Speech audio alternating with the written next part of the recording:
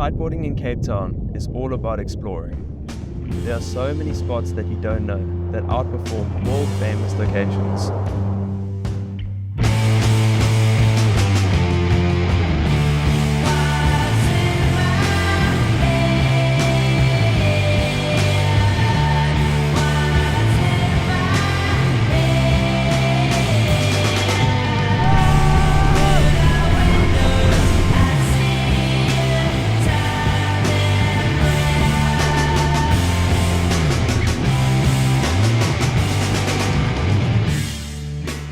This is your local's guide to kiteboarding around Cape Town. This is Maps of Home.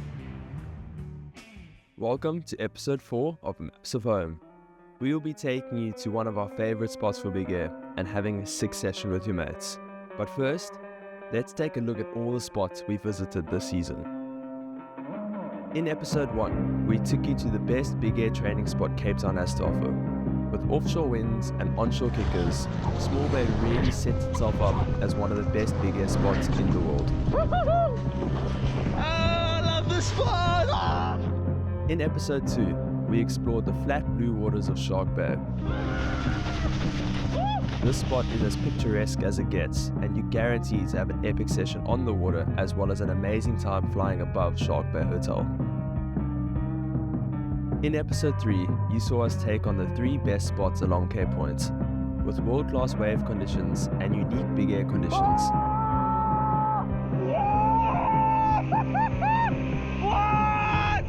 Cape Point really sets itself up as the place where you can do it all. That brings us to this episode, where we will be pushing our limits at Glen. It's not the easiest spot to kite, and it's not recommended for beginners due to the onshore conditions, with power lines and trains right in front of you. If you're an experienced kiter and you're looking for epic conditions, then look no further. Enjoy. Okay boys, we are currently on our way to Glen. We did an early one this morning, got up at 5 a.m. So by the looks of it, it's ridiculously strong and we're going to find it in 5 minutes. Just 1 hour south of Blouberg lies Glen, where breathtaking scenery meets perfect smooth onshore conditions. This hidden gem provides some of the world's finest kiting for long lines and short lines, which makes it a must-travel destination to your next Cape Town trip. Fuck, it's so windy. Got sand in my eyeballs. But actually, it is looking really good. So I think we're going to suit up and get going because I'm way too excited. Oh, let's go. Fuck. Oh, it's looking good. It's looking good.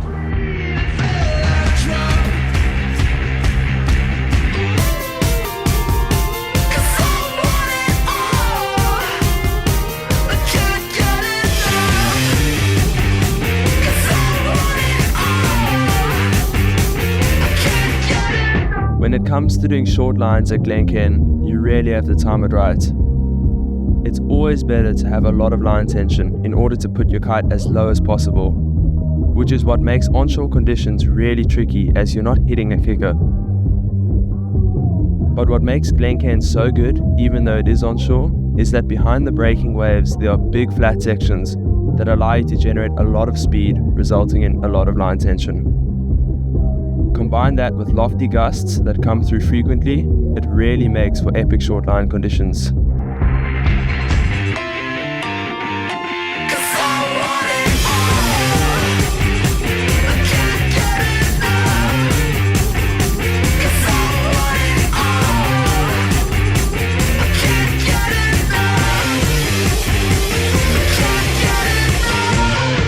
We got some 6 shots nice and low, but now it's time to go nice and high. Look at the train.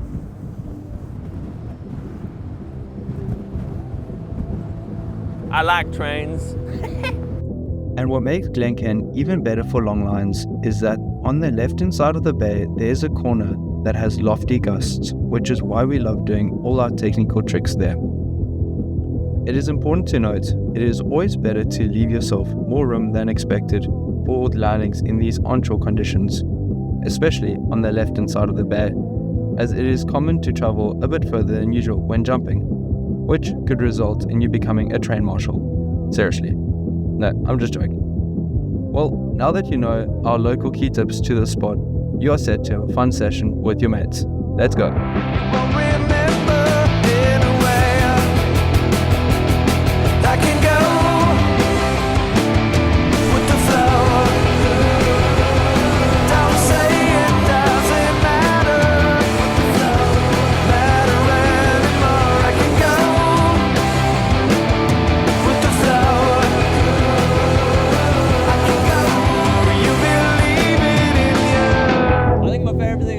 the spot, honestly, was the sun setting, like you said, and it's just so beautiful, bro. Like blue honestly, water, mountains. So good. I've never had a session like this over here before, which was so good. Yeah. It's just like beautiful. We're gonna see who can jump the highest from the whole session. We have an hour to see who's gonna jump the highest. We're gonna be having the loser swim out 100 meters in one of the most sharkiest spots in South Africa. Yes! Fuck you! I knew you clicked on one of the whole sessions. Fuck. Yes!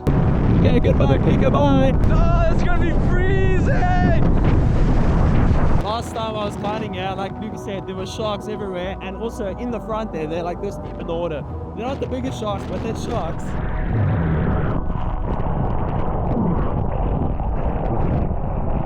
So happy I did not lose that challenge.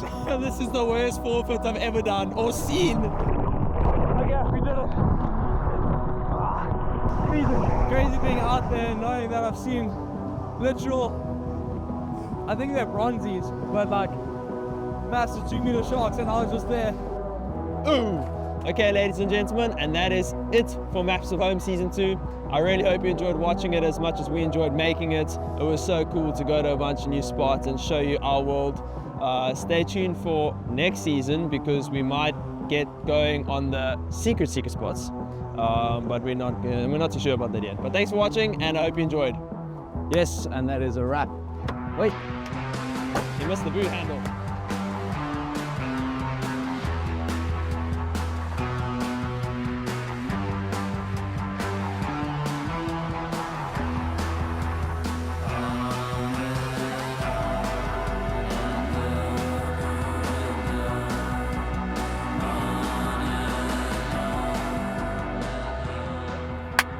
I can still. Oh, like my moustache.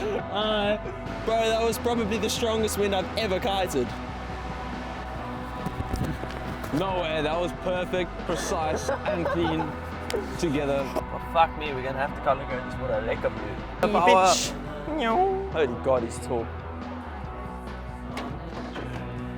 Yeah, I reckon on audio channel, the range you can get through feeling my nipple off the boat. But also it is science that ginger nipples are stronger than most men's nipples. And you know, gingers can actually feel a lot less than most people just because they're gingered. So my gran makes me some rusks, and it just motivates me to do so much. On this note it says, You got it.